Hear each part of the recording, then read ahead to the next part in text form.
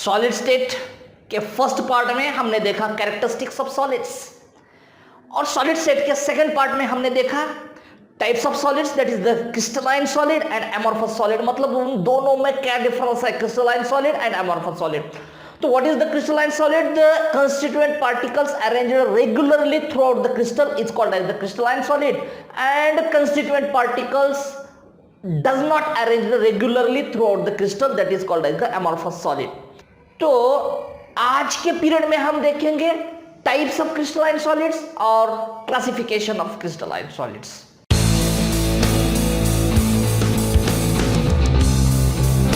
तो what is crystalline solid? Salts है, metals है, that are the crystalline solids. तो क्रिस्टलाइन सॉलिड किसे कहेंगे? Constituent particles arranged regularly is called as the crystalline solid। आपको यहां पे फिगर दिखाई दे रही है, फिगर में क्या दिख रहा है आपको? फिगर में दिख रहा है कंस्टिट्यूएंट पार्टिकल्स, जो blue colour, red colour, blue colour, red colour जो सर्कल्स दिखाई दे रहे हैं आपको, that are the constituent particles. Constituent particles मतलब एटम्स होंगे, आयंस होंगे, मॉलिक्यूल्स होंगे, जिससे ये सॉलिड बना हुआ है, उसे कहेंगे कंस्टिट्यूएंट पार्टिकल्स। तो इस फिगर में आपको दिखाई दे रहा है कि वो जो कंस्टिट्यूएंट पार्टिकल्स है, ये कंस्टिट्यूएंट पार्टिकल्स क्या है? अरेंज्ड रेगुलरली, इसे हम क्रिस्टलाइन सॉलिड कहेंगे, ये हम पढ़ चुके हैं। तो आज के पीरियड में इसी क्रिस्टलाइन सॉलिड्स के हम कुछ टाइप्स देखेंगे। तो फर्स्ट क्या है? फर्स्ट है मॉलिक्यूलर सॉलिड। अब ये जो टाइप्स है ना, ये depends on this classification is depends on the constituent particles. ये क्लासिफिकेशन किसके ऊपर डिपेंड है? कंस्टिट्यूएंट पार्टिकल्स के ऊपर डिपेंड है। मतलब अभी हमने डिस्कस किया कि कंस्टिट्यूएंट पार्टिकल्स एटम हो सकता है, तो एटम से जो बना है वो है कोवैलेंट सॉलिड। मॉलिक्यूल्स हो सकता है, तो मॉलिक्यूल से जो सॉलिड बना है उसे कहेंगे मॉलिक्यूलर सॉलिड। अब मॉलिक्यूल में भी टाइप्स है। कौन से टाइप्स हैं? नॉन पोलार मॉलिक्यूल्स होंगे, जिनके पोल्स नहीं है वो। पोलार मॉलिक्यूल्स होंगे। हाइड्रोजन बॉन्डिंग मॉलिक्यूलर सॉलिड्स होंगे, जैसे NH3 सॉलिड, H2O मतलब आइस, तो H2O solid, HF hydrogen fluoride solid. तो ये हाइड्रोजन बॉन्डेड मॉलिक्यूलर सॉलिड्स है। कंस्टिट्यूएंट पार्टिकल्स आयंस होंगे सॉलिड के, जैसे NaCl है, KCl है, तो Na plus Cl minus, Na plus Cl minus, तो इसमें कंस्टिट्यूएंट पार्टिकल्स आयन है, उस प्रकार के सॉलिड को हम कहेंगे आयनिक सॉलिड। तो मॉलिक्यूल्स जिसके कंस्टिट्यूएंट पार्टिकल्स है वो हुआ मॉलिक्यूलर सॉलिड, जिसके कंस्टिट्यूएंट पार्टिकल्स एटम है वो हुआ कोवैलेंट सॉलिड और नेटवर्क सॉलिड, जिसके कंस्टिट्यूएंट पार्टिकल्स आयन है वो हुआ आयनिक सॉलिड, जिसके कंस्टिट्यूएंट पार्टिकल्स कर्नल्स, कर्नल्स मतलब मेटल के पॉजिटिव चार्ज्ड आयंस, तो Fe, आयन, गोल्ड, जो भी मेटल्स है वो, तो वो आएंगे किसमें? मेटेलिक सॉलिड में। तो एक एक करके सब हम पढ़ेंगे कि कौन से टाइप्स है। इसमें हमें ज्यादा से ज्यादा किसके ऊपर डिस्कशन करना है? उसके एग्जांपल्स।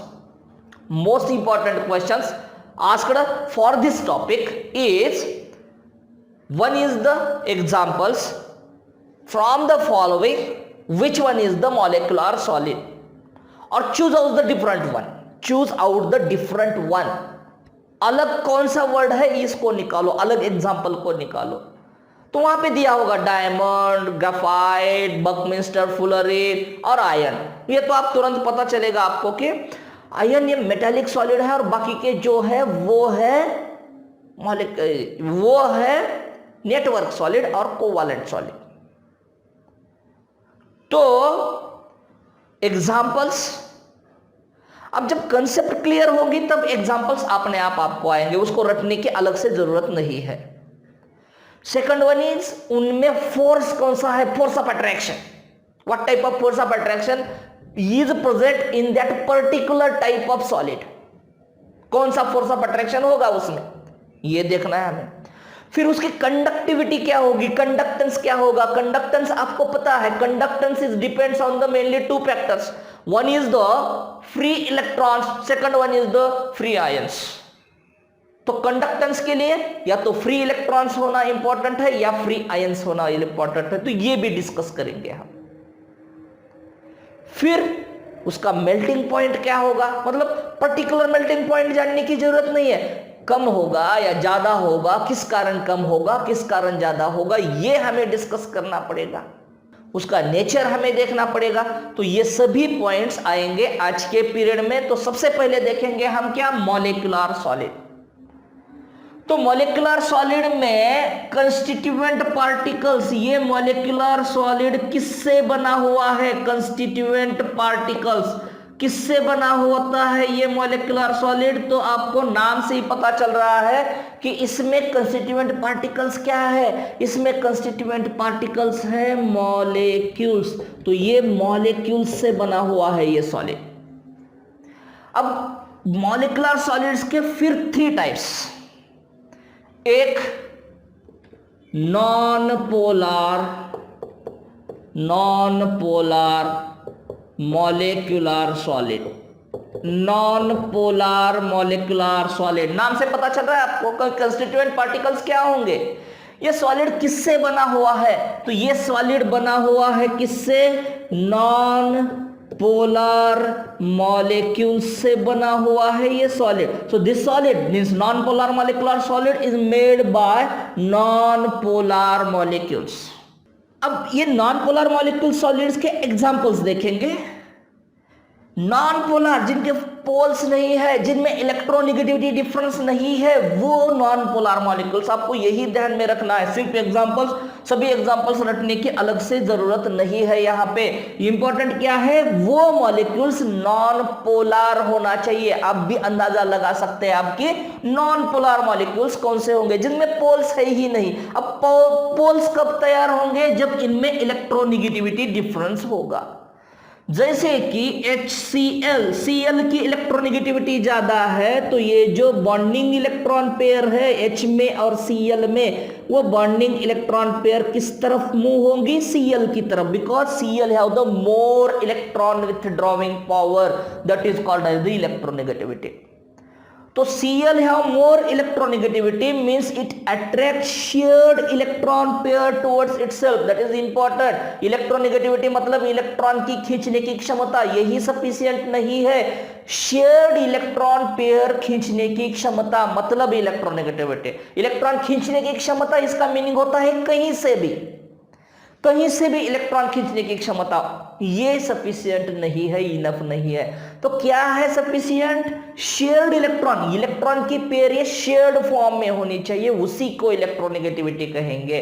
तो tendency of an atom to attract shared electron pair is called as electronegativity. तो Cl की इलेक्ट्रोनेगेटिविटी ज्यादा है, डेवलप करेगा पार्शियल नेगेटिव चार्ज, और हाइड्रोजन डेवलप करेगा पार्शियल पॉजिटिव चार्ज। हो गए, ये पोल बन गए यहां पे। तो क्यों बने पोल बने ड्यू टू इलेक्ट्रोनेगेटिविटी डिफरेंस। पता है आपको, इलेक्ट्रोनेगेटिविटी डिफरेंस की वजह से पोल बने हैं। तो जिसमें इलेक्ट्रोनेगेटिविटी डिफरेंस नेग्लिजिबल है या 0 है, वो आएंगे नॉन पोलर मॉलिक्यूल्स। जैसे कि H2 है, H2। अब H2 तो नॉर्मल टेम्परेचर और प्रेशर में, मतलब अभी जो टेम्परेचर है, रूम टेम्परेचर, रूम प्रेशर मतलब pressure, atmospheric pressure, that is the 1 atmospheric pressure. तो हाइड्रोजन गैस फॉर्म में होता है। तो इस गैस फॉर्म को किस तरह से कन्वर्ट किया जाएगा सॉलिड में। कैरेक्टरिस्टिक्स ऑफ सॉलिड्स पढ़ते समय हमने देखा कि इंटरमॉलिक्यूलर फोर्सेस जब ज्यादा होंगे तब गैस का लिक्विड बनेगा, लिक्विड का सॉलिड बनेगा। अब इंटरमॉलिक्यूलर फोर्सेस मतलब मॉलिक्यूल में जो फोर्स है वो फोर्स, एटम में मतलब बॉन्डिंग एटम में नहीं, बॉन्डिंग एटम में तो ऑलरेडी फोर्स है, बॉन्ड बन गया है, इसलिए तो ये मॉलिक्यूल फॉर्म में तैयार है। तो मॉलिक्यूल में जो फोर्स है उसको बढ़ाना पड़ेगा। तो किस तरह से बढ़ाना पड़ेगा, प्रेशर अप्लाई करो, प्रेशर बढ़ाओ, कंटेनर में गैस लो, उस गैस के ऊपर का प्रेशर बढ़ाओ, मॉलिक्यूल्स नजदीक आएंगे, टेम्परेचर को घटाओ और क्लोज हो जाएंगे, बन गया सॉलिड। तो गैस का बनेगा लिक्विड कब? Temperature reduce, pressure increases. By applying pressure, by reducing temperature, gas is converted to liquid, liquid is converted to solid. तो हाइड्रोजन क्या बना? हाइड्रोजन बना सॉलिड कब? By applying pressure, by reducing temperature. तो ये बना क्या? ये बना हाइड्रोजन सॉलिड। सॉलिड तो देखना है ना हमें, गैस नहीं देखना है। गैस हमने पढ़ा 11th क्लास में स्टेट्स ऑफ मैटर में, लिक्विड भी वहां पे पढ़ा, सॉलिड पढ़ना है यहाँ पे। तो नॉन पोलर मॉलिक्यूल्स मतलब जिनमें पोलैरिटी है ही नहीं। तो ये हाइड्रोजन किसकी इलेक्ट्रोनेगेटिविटी ज्यादा? Same electronegativity. So electron pair resides exactly in between, दोनों के बीच में इलेक्ट्रॉन पेयर रिसाइड होगी। कौन सी electron pair? Shared electron pair. तो इलेक्ट्रोनेगेटिविटी डिफरेंस नहीं है इसमें, इसी को कहेंगे हम नॉन पोलर मॉलिक्यूल्स। तो ये hydrogen solid non polar molecules है। I2 सॉलिड, अब ध्यान में रखना है आपको, ये I2 सॉलिड रूम टेम्परेचर में सॉलिड ही होता है। हाइड्रोजन गैस होता है, उसको बनाना पड़ता है सॉलिड, लेकिन आयोडीन ऑलरेडी सॉलिड फॉर्म में है। तो I2 सॉलिड नॉन पोलर है। Cl2, CH4, या I2 Cl2 एक ही फैमिली के। CH4 मीथेन, ये भी गैस फॉर्म में होता है, इसको सॉलिड बनाना पड़ता है। तो ये CH4 solid, Cl2 solid, I2 solid, H2 solid, these are the non polar molecules. इसमें पोल नहीं। अब C में और H में इलेक्ट्रोनेगेटिविटी ज्यादा डिफरेंस है नहीं, नेग्लिजिबल इलेक्ट्रोनेगेटिविटी डिफरेंस है। तो ये भी नॉन पोलर है, ये नॉन पोलर दिखता है, ये भी दिखता है, ये भी दिखता है, आसानी से समझ जाते हैं कि ये नॉन पोलर है। अब ये आपको अलग से ध्यान में रखना पड़ेगा CO को, क्योंकि CO में थोड़ी सी पोलैरिटी है, वीकली पोलर है ये। CO क्या है? CO है वीकली पोलर, ये वीकली पोलर है, फिर भी ये नॉन पोलर मॉलिक्यूल्स में आता है। तो इसको ध्यान में रखना पड़ेगा कि this is the example of non polar molecules. आपको अगर आप सिर्फ पोलैरिटी को कंसीडर करेंगे तो आपको लग सकता है कि CO is the polar molecules, but CO is non polar molecule because it is the weekly polar. और एक एग्जांपल है CO2, इसको ऐसे लिखेंगे C double bond O, C double bond O। अब ये भी तो आपको प्योरली पोलर लग सकता है। क्यों? क्योंकि कार्बन और ऑक्सीजन की इलेक्ट्रोनेगेटिविटी डिफरेंस है।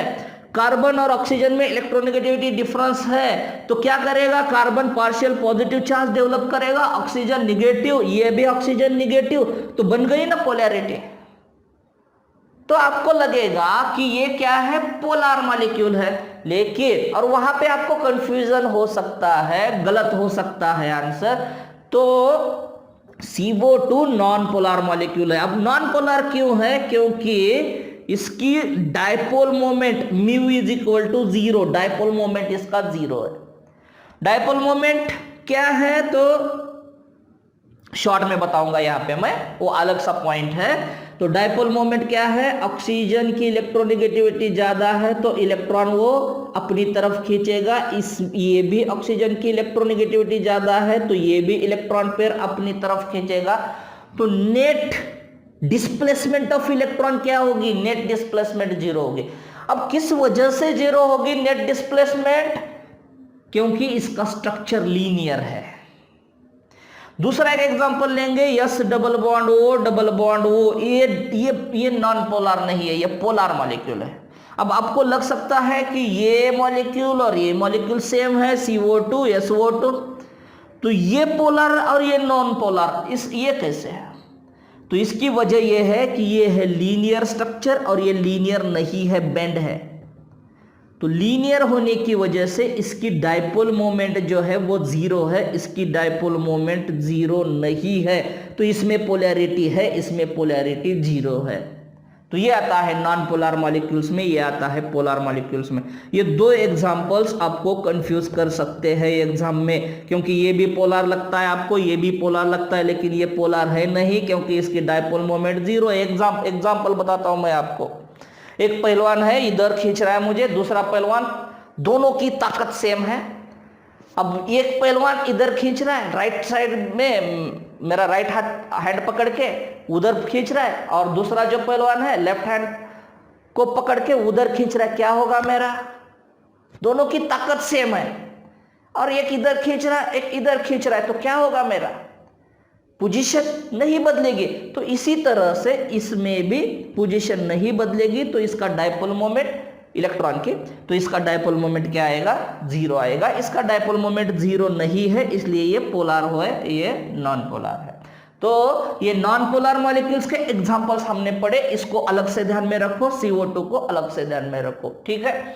अब मॉलिक्यूल्स नॉन पोलर है तो इसमें फोर्स ऑफ अट्रैक्शन कौन सा होगा? तो उसी चैप्टर में स्टेट्स ऑफ मैटर में डिटेल में पढ़ा है कि फोर्स ऑफ अट्रैक्शन कौन सा होता है। नॉन पोलर मॉलिक्यूल्स में फोर्स ऑफ अट्रैक्शन कौन सा होता है? तो इसमें होता है लंदन फोर्सेस।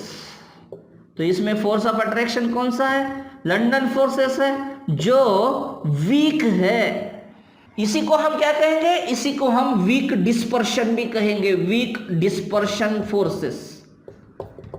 तो कौन सा फोर्स है इसमें? इसमें फोर्स है लंदन फोर्सेस और वीक डिस्पर्शन फोर्सेस।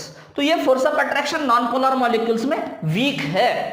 अगर फोर्स ऑफ अट्रैक्शन वीक है तो इसका मेल्टिंग पॉइंट क्या होगा? इसका मेल्टिंग पॉइंट वेरी लो होगा, बहुत कम होगा इसका मेल्टिंग पॉइंट, क्योंकि इसमें फोर्स ऑफ अट्रैक्शन जो है वो बहुत कम है। तो due to the weak force of attraction it have the lower melting point. क्योंकि अगर फोर्स ऑफ अट्रैक्शन कम है, किसमें फोर्स ऑफ अट्रैक्शन कम है? कंसीडर करो CO2 सॉलिड, ये भी सॉलिड होना चाहिए, गैस नहीं, इसको ड्राई आइस भी बोलते हैं CO2 सॉलिड को। तो ये CO2 सॉलिड लिया हमने, CO2 solid, CO2 solid, CO2 solid, तो इसमें फोर्स ऑफ अट्रैक्शन है। तो कौन सा फोर्स ऑफ अट्रैक्शन है? लंदन फोर्सेस या वीक डिस्पर्शन फोर्सेस।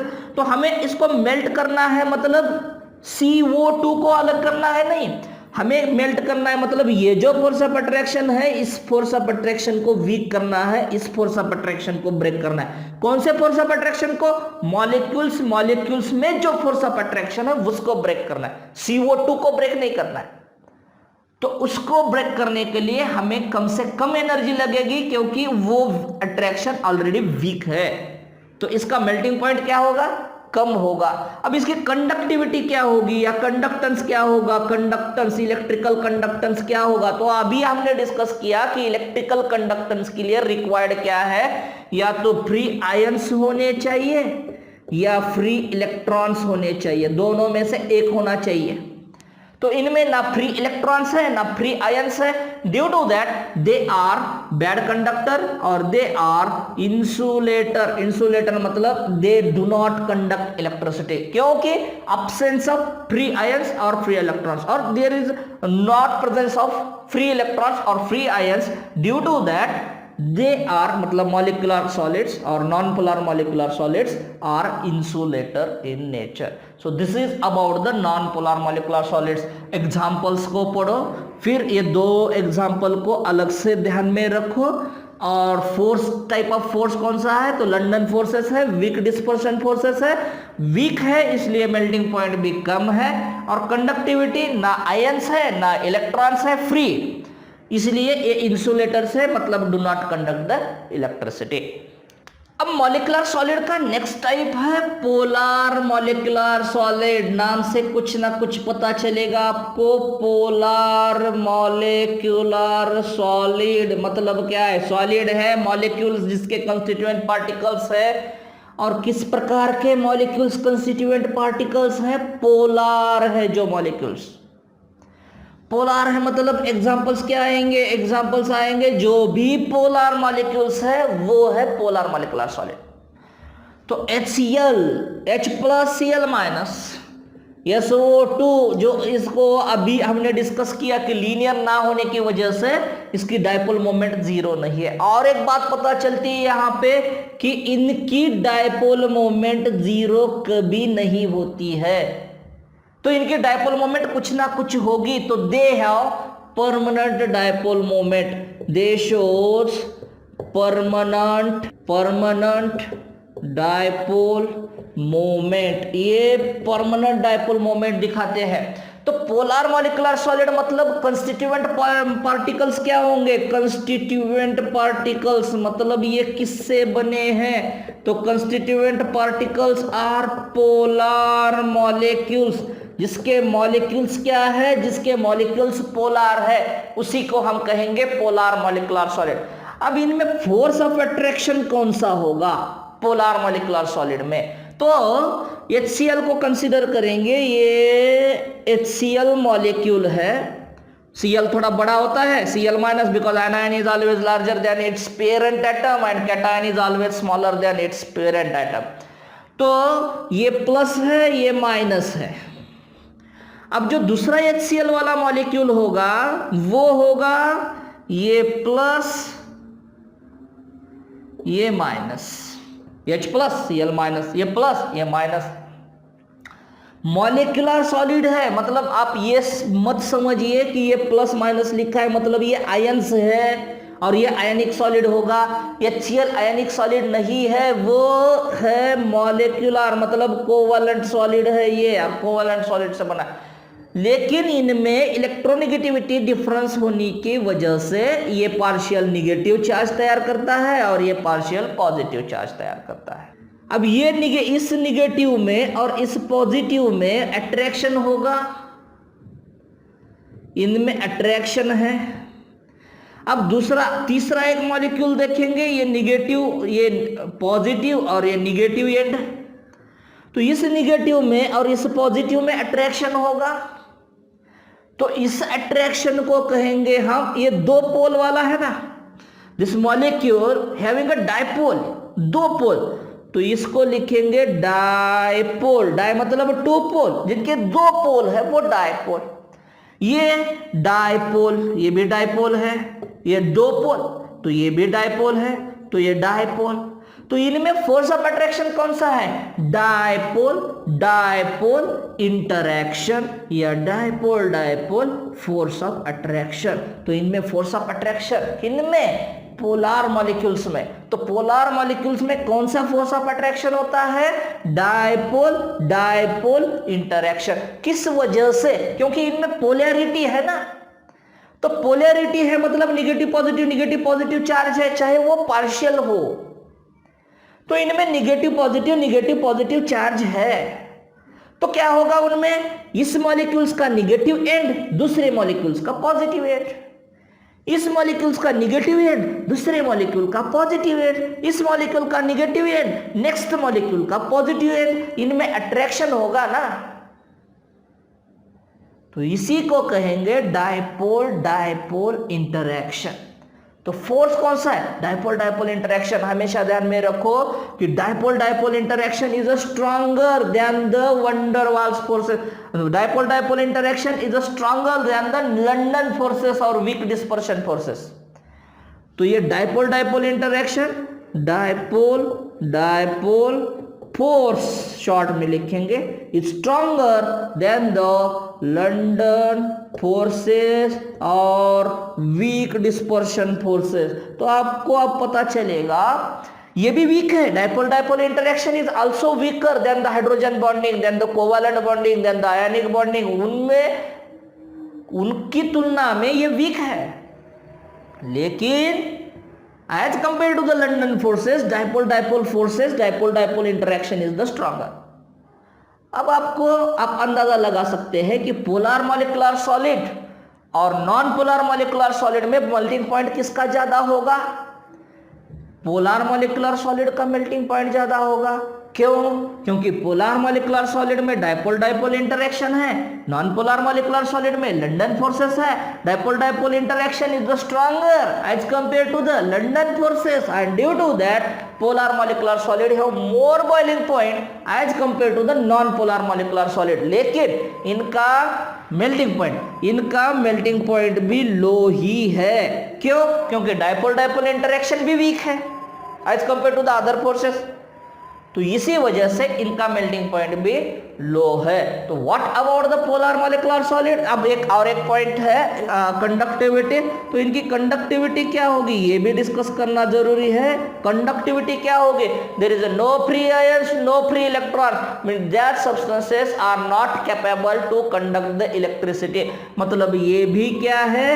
ये भी इंसुलेटर्स ही है, क्योंकि these polar molecular solids have no free electrons, no free ions, do not conduct electricity, they act as the insulators. Okay, तो क्या पढ़ा हमने? Polar molecular solids have constituent particles, polar molecules. इनके constituent particles polar molecules है। Examples HCl, SO2 और जो भी polar molecule है वो सब पोलर मॉलिक्यूलर सॉलिड में आते हैं। इनकी डायपोल मोमेंट कभी जीरो नहीं होती है। दे shows the permanent dipole moment. इनकी कुछ ना कुछ डायपोल मोमेंट होती है। फोर्स ऑफ अट्रैक्शन होता है कौन सा?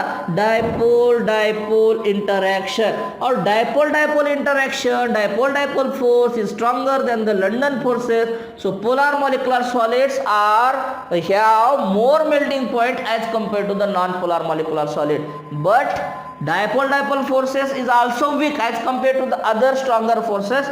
So we say that polar molecular solids also having the lower melting point. And what about the conductivity? No free electrons, no free ions. Due to that they do not conduct electricity, so polar molecular solids are the insulators.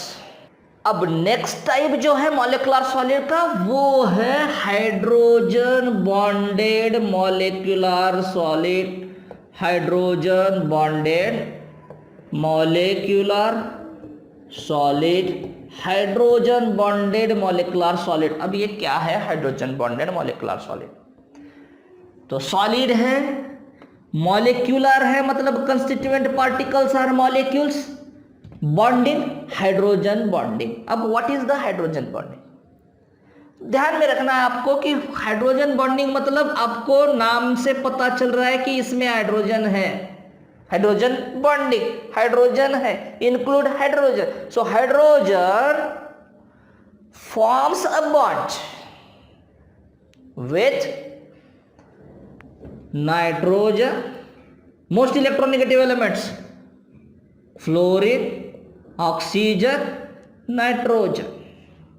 Fluorine 4 electronegativity 4.0, oxygen 3.5, nitrogen 3.0। Chlorine की भी आपको पता है शायद कि chlorine की भी electronegativity 3.0 ही है, लेकिन क्लोरीन के साथ हाइड्रोजन बॉन्डिंग नहीं तैयार होता है due to its size. Chlorine की साइज, इलेक्ट्रोनेगेटिविटी तो सेम है नाइट्रोजन और क्लोरीन के, बाकी सब 3 से कम है। तो chlorine, why not form the chlorine hydrogen bonding? Because chlorine have a larger in size as compared to the nitrogen, and due to that chlorine is not able to form the hydrogen bond. So what is hydrogen bonding? The bond formed between hydrogen and most electronegative element, that is the fluorine or oxygen or nitrogen, इनमें ही जो bond तैयार होता है that is called as the hydrogen bonding. तो what is the hydrogen bonded molecular solid? तो ये hydrogen, जिसमें hydrogen है वो भी किससे कनेक्ट हुआ है? इनको कनेक्ट हुआ है, इनमें से एक को कनेक्ट हुआ है, या फ्लोरीन या ऑक्सीजन या नाइट्रोजन। व्हाई? बिकॉज फ्लोरीन और ऑक्सीजन और nitrogen is more electronegative, they withdraw shared electron pair towards itself. So hydrogen predominantly forms the positive charge. समझ में आ रहा है आपको कि मोस्ट इलेक्ट्रोनेगेटिव उसको अटैच होने के कारण हाइड्रोजन को, they have the more capability to withdraw the shared electron pair, अपनी तरफ शेयर्ड इलेक्ट्रॉन पेयर जो भी है बॉन्डिंग का। For example HF hydrogen fluoride, दूसरा मॉलिक्यूल हाइड्रोजन फ्लोराइड, तीसरा मॉलिक्यूल हाइड्रोजन फ्लोराइड। तो ये जो मॉलिक्यूल एक सॉल्यूशन है हाइड्रोजन फ्लोराइड का, यह समझो सॉलिड स्टेट में है, तो fluorine is more electronegative, withdraws electron pair, shared electron pair towards itself, and it develops a partial negative charge. So predominantly hydrogen develops a partial positive charge more strongly, because fluorine withdraws electron pair towards itself more strongly.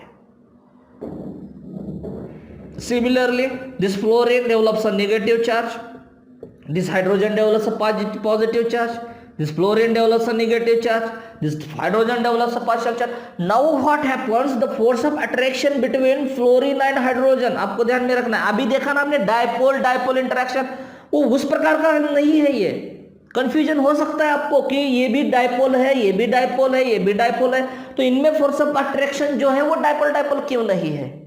क्योंकि ये जो है fluorine very much negative, develops a more partial negative charge and due to that hydrogen develops a more partial positive charge. तो dipole dipole की तुलना में ये force of attraction ज्यादा स्ट्रॉन्गर है, क्योंकि ये नेगेटिव चार्ज ज्यादा है, पार्शियल ही है लेकिन स्ट्रेंथ ज्यादा है. ये पॉजिटिव चार्ज की स्ट्रेंथ ज्यादा है, पार्शियल ही है लेकिन स्ट्रेंथ ज्यादा है. क्यों? क्योंकि इलेक्ट्रोनेगेटिविटी डिफरेंस दोनों में हाइयर है. तो इसकी वजह से इनमें जो बॉन्ड बनेगा 3 डॉट से दिखाते हैं, कई बुक में ऐसे ही दिखाते होंगे, वो भी सही है, लेकिन ज्यादातर जनरली 3 डॉट से दिखाते हैं. तो इसको कहेंगे इनमें भी तैयार होगा, इनमें भी तैयार होगा. तो ये बना क्या? ये बना हाइड्रोजन बॉन्डिंग. तो इनमें फोर्स ऑफ अट्रैक्शन कौन सा है? इनमें फोर्स ऑफ अट्रैक्शन है हाइड्रोजन बॉन्डिंग, जो डायपोल डायपोल इंटरेक्शन से भी स्ट्रांग है और लंडन फोर्सेस या वीक डिस्पर्शन फोर्सेस से भी स्ट्रांग है. तो ये एग्जांपल पता चला आपको. दूसरा एग्जांपल देखेंगे जो ऑक्सीजन के साथ है. आपको पता है वाटर मॉलिक्यूल, तो ये H2O डायरेक्टली लिखेंगे, ये दूसरा H2O मॉलिक्यूल, ये तीसरा H2O मॉलिक्यूल. ठीक है. अब ऑक्सीजन इज मोर इलेक्ट्रोनेगेटिव, इसको लिखेंगे इस तरह से H2O मॉलिक्यूल, आपको समझने में आसानी होगी. तो ये ऑक्सीजन इलेक्ट्रोनेगेटिव है, तो ये डेवलप करेगा नेगेटिव चार्ज, ये हाइड्रोजन पॉजिटिव चार्ज, ये हाइड्रोजन पॉजिटिव चार्ज. ये ऑक्सीजन नेगेटिव चार्ज, ये हाइड्रोजन पॉजिटिव चार्ज, ये हाइड्रोजन पॉजिटिव चार्ज. इसी तरह से इसमें भी होगा. तो इस ऑक्सीजन में और ये हाइड्रोजन में ज्यादा, इसके ये हाइड्रोजन में ज्यादा पॉजिटिव चार्ज है, क्योंकि electron pair shifted towards the oxygen. Why? Because oxygen is the more electronegative power. तो ये ऑक्सीजन में और ये हाइड्रोजन में एक बॉन्ड तैयार होगा, नया बॉन्ड. ये जो अलग मॉलिक्यूल है, ये अलग मॉलिक्यूल है, तो ये मॉलिक्यूल में और ये मॉलिक्यूल में दूसरा फोर्स ऑफ अट्रैक्शन तैयार होगा. उसी को कहेंगे क्या? उसी को कहेंगे हाइड्रोजन बॉन्डिंग. तो इसके एग्जांपल्स क्या है? Example number 1 HF solid, example number 2 H2O solid मतलब आइस, एग्जांपल नंबर 3. अब क्या बचता है? नाइट्रोजन के साथ जो है वो बचता है NH3, दूसरा NH3. तो नाइट्रोजन, अब ज्यादा डिस्कशन की जरूरत नहीं है. Nitrogen develops a negative charge, ये develops, this hydrogen develops a positive charge, ये भी पॉजिटिव चार्ज डेवलप करेगा, ये भी पॉजिटिव चार्ज डेवलप करेगा. अब ये नेगेटिव चार्ज, तो ये निगेटिवली पार्शियल, निगेटिवली नाइट्रोजन का बॉन्डिंग तैयार होगा पॉजिटिवली हाइड्रोजन के साथ. तो ये बॉन्ड तैयार हुआ ना. ये भी कौन सा बॉन्ड है? ये भी हाइड्रोजन बॉन्ड है. तो bond between hydrogen and most electronegative element fluorine, oxygen, nitrogen, that is called as the hydrogen bonding. And the molecular solids formed by hydrogen bonding is called as the hydrogen bonded molecular solid. जो hydrogen bonding से तैयार हुए हैं molecular solid, उसको कहेंगे hydrogen bonded molecular solid. तो examples HF solid, H2O solid, NH3 solid, बस हो गए.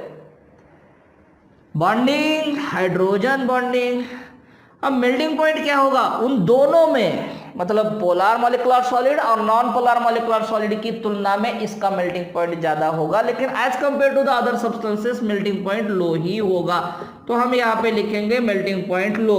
अब लो कैसे पता चलेगा आपको? तो आइस का मेल्टिंग पॉइंट क्या है? 0 डिग्री सेल्सियस का आइस मेल्ट होता है. तो मेल्टिंग पॉइंट इसका क्या है? मेल्टिंग पॉइंट लो ही है इसका. अब क्या देखेंगे? इसकी कंडक्टिविटी देखेंगे. आप बता सकते हैं इसकी कंडक्टिविटी क्या है? इसकी कंडक्टिविटी, कंडक्टिंग पावर इनकी नहीं होगी, क्योंकि there are no free ions, no free electrons. Ions दिखाई दे रहे हैं आपको, लेकिन they are not capable to move, not able to move. ये मूव नहीं कर सकते, इसलिए ये इलेक्ट्रिसिटी कंडक्ट नहीं करेंगे. आयंस है लेकिन फिक्स्ड फॉर्म में है. फिक्स्ड पोजीशन पे है, तो दे आर आल्सो इंसुलेटर्स। ठीक है, तो this is about the hydrogen bonded molecular solids.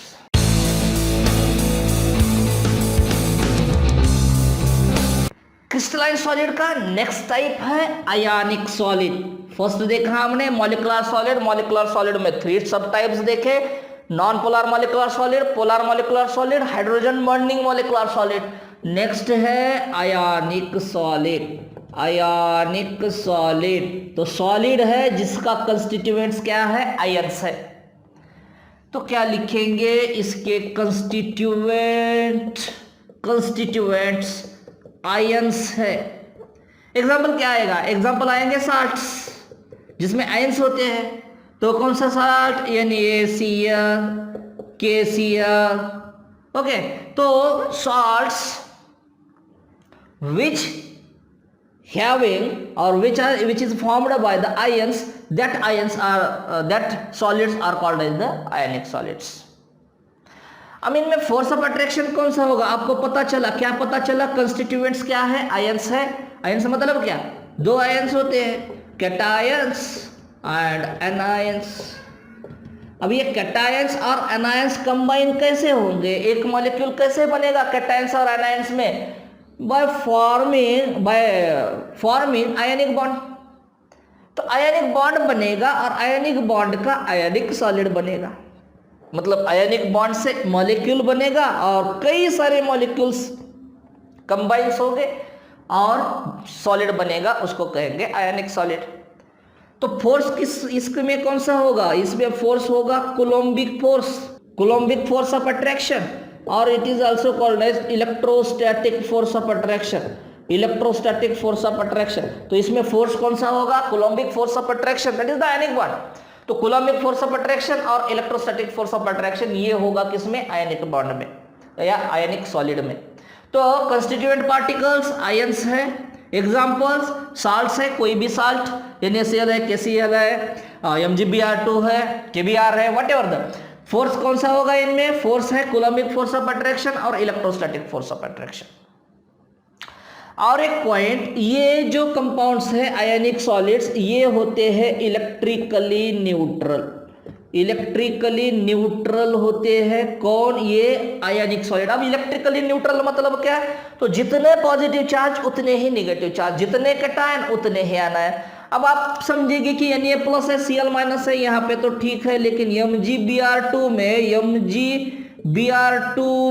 Mg2+ और 2Br-, तो यहाँ पे 2 एनायंस है और एक ही कैटायन है, तो ये इलेक्ट्रिकली न्यूट्रल कैसे हुआ। तो हमको देखना क्या है, चार्ज देखना है, संख्या नहीं।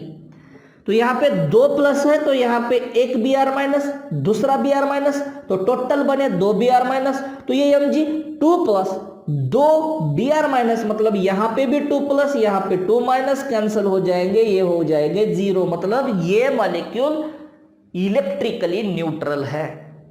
तो ionic solids are electrically neutral one. अब फोर्स हुआ, अब देखेंगे इसकी कंडक्टिविटी क्या होगी।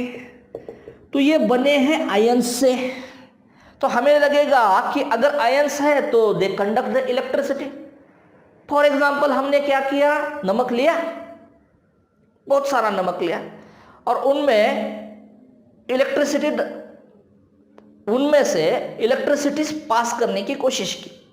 देखा हमने कि उसमें से इलेक्ट्रिसिटी पास होती है या नहीं होती है। तो क्या लगता है आपको कि उसमें नमक से या कोई भी साल्ट से इलेक्ट्रिसिटी पास होगी?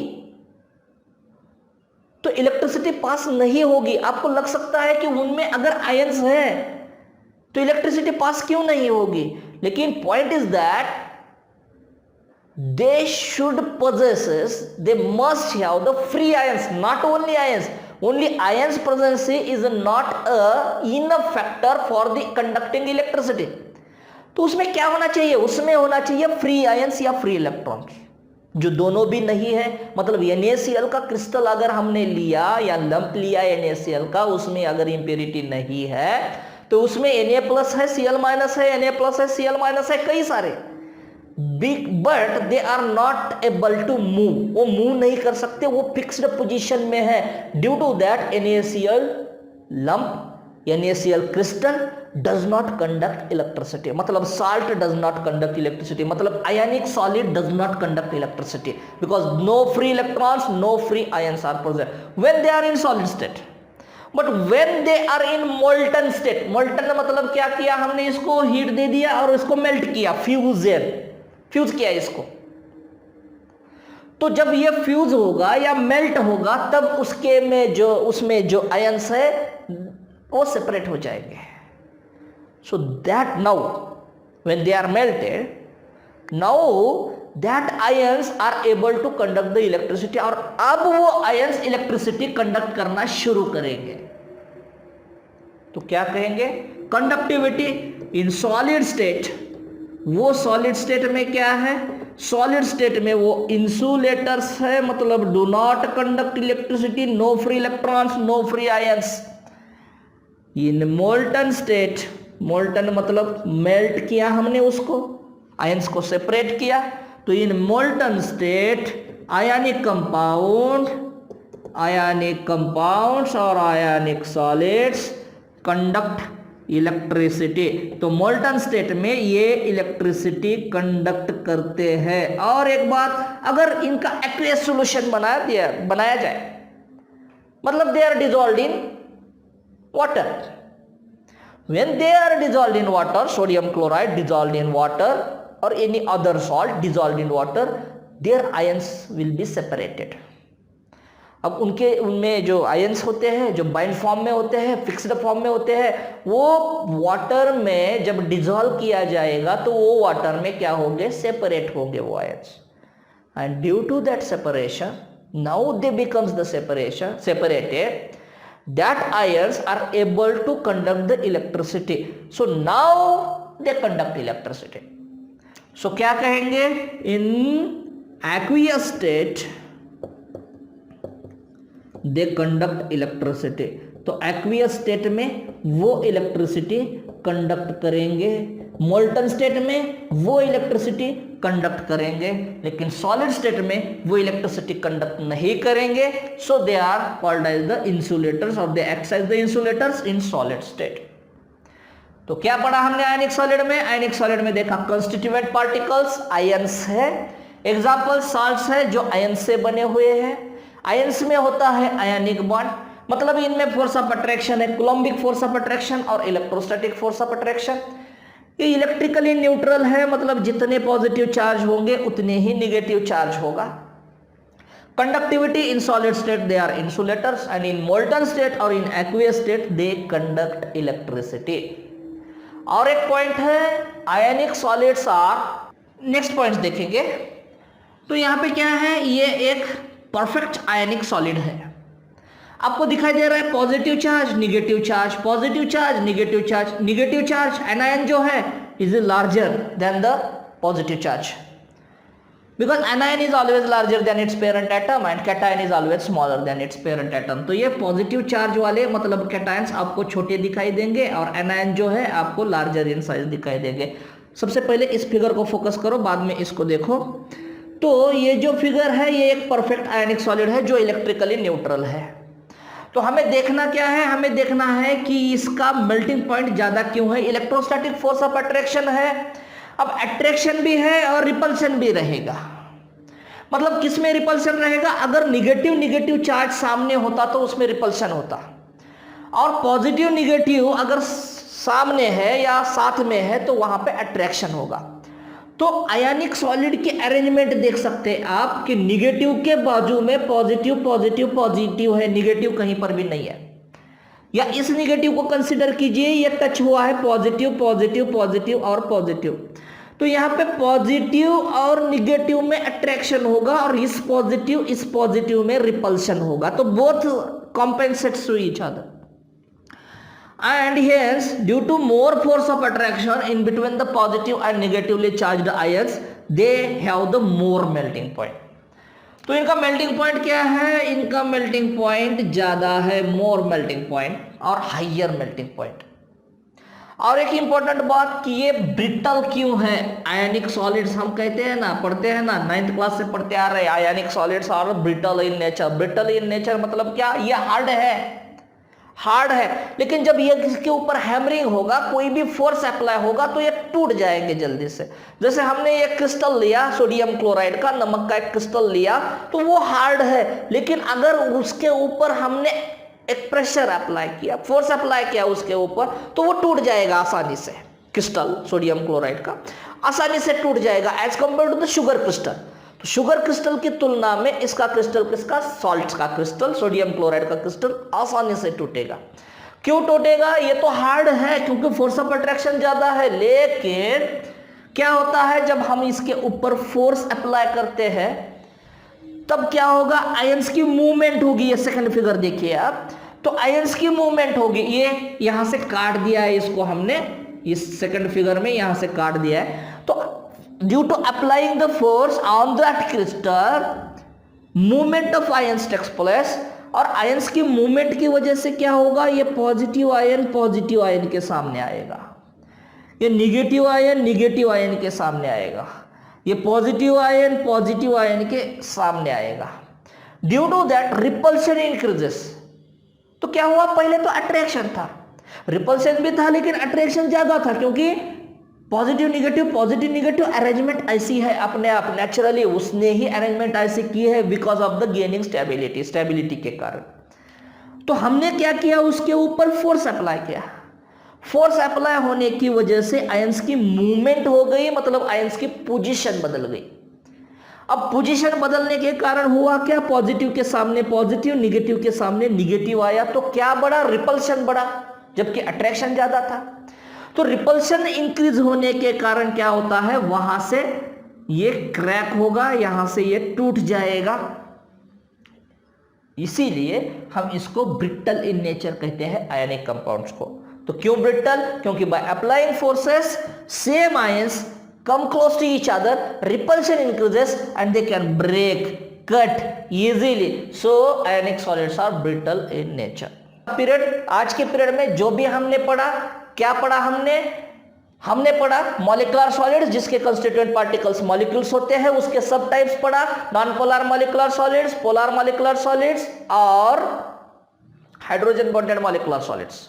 उसके बाद हमने पढ़ा आयनिक सॉलिड्स, उसके कंस्टिट्यूएंट पार्टिकल्स। तो इनमें आपको क्या क्या ध्यान में रखना है, एग्जांपल्स ध्यान में रखना है, फोर्स ऑफ अट्रैक्शन ध्यान में रखना है, उनकी कंडक्टिविटी ध्यान में रखना है, और मेल्टिंग पॉइंट तो जनरली लो होता है मॉलिक्यूलर सॉलिड का और आयनिक सॉलिड का हाई होता है। अब क्रिस्टलाइन सॉलिड्स के दो टाइप्स हमें देखना है, नेटवर्क सॉलिड और कोवैलेंट सॉलिड, और दूसरा है मेटेलिक सॉलिड। तो 4 टाइप्स ये हम पूरे करेंगे। तो नेक्स्ट पीरियड में हम देखेंगे जो बचे हैं वो नेटवर्क सॉलिड और कोवैलेंट सॉलिड और मेटेलिक सॉलिड। तो तब तक के लिए एंजॉय करो, पढ़ते रहो, चैनल को सब्सक्राइब करो। Thank you.